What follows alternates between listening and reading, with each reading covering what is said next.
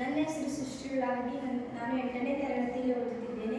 ನಮ್ಮ ಶಾಲೆ ಹೆಸರು SPBMD ಹೈಸ್ಕೂಲ್ ಶಿಗ್ಗಾಂವ್. ನನ್ನ ಹೆಸರು ರೂಪಾ ಕಡಾಳಿ. ನಾನು 8ನೇ ತರಗತಿಯ ವಿದ್ಯಾರ್ಥಿ. ನಮ್ಮ ಶಾಲೆ ಹೆಸರು SPBMD ಹೈಸ್ಕೂಲ್ ಶಿಗ್ಗಾಂವ್. ನಮ್ಮ ಮಾದರಿ ಹೆಸರು ಧಾನ್ಯಗಳು ತುಂಬುವ ಯಂತ್ರ.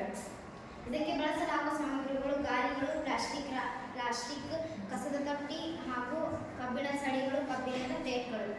ಇದನ್ನು ಮಾಡಲು ಹೇಗೆ ಬಳಸಿದ್ದೇವೆ ಎಂದರೆ, ಒಂದು ಕಸದ ತೊಟ್ಟಿಯನ್ನು ತೆಗೆದುಕೊಂಡು ಅದನ್ನು ಕಟ್ಟು ಮಾಡಿ ಅದರಾದ ಮೇಲೆ ಕಬ್ಬಿಣ ಸೆಳೆಗಳು ಮತ್ತು ರಾಡ್ಗಳನ್ನು ತೆಗೆದುಕೊಂಡು ಅಲ್ಲಿ ನಟ್ಟು ಬೋಲ್ಟ್ಗಳನ್ನು ಜೋಡಿಸಿ ಗಾಳಿಗಳನ್ನು ಹಾಕಿ ಅದನ್ನು ತಯಾರಿಸಿದ್ದೇವೆ.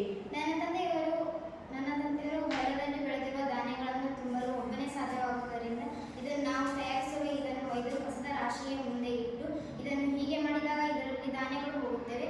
ಇಲ್ಲಿ ಗೋಣಿ ಚೀಲವನ್ನು ಹಾಕಿದಾಗ ಪೂರ್ತಿ ಇದನ್ನು ಬಳಸಿದಾಗ ಗೋಣಿ ಚೀಲದಲ್ಲಿ ಧಾನ್ಯಗಳು ಪೂರ್ತಿಯಾಗಿ ಬೀಳುತ್ತವೆ. ಇದರಿಂದ ರೈತರು ಬಹಳ ಅನುಕೂಲವಾಗುತ್ತದೆ. ಹೇಗೆಂದರೆ ಇದನ್ನು ತೆಗೆದುಕೊಂಡು ಒಬ್ಬರೇ ರೈತರು ಹೋಗಿ ಹೊಲದಲ್ಲಿ ಇವುಗಳನ್ನು ತುಂಬಲು ಅನುಕೂಲವಾಗುತ್ತದೆ.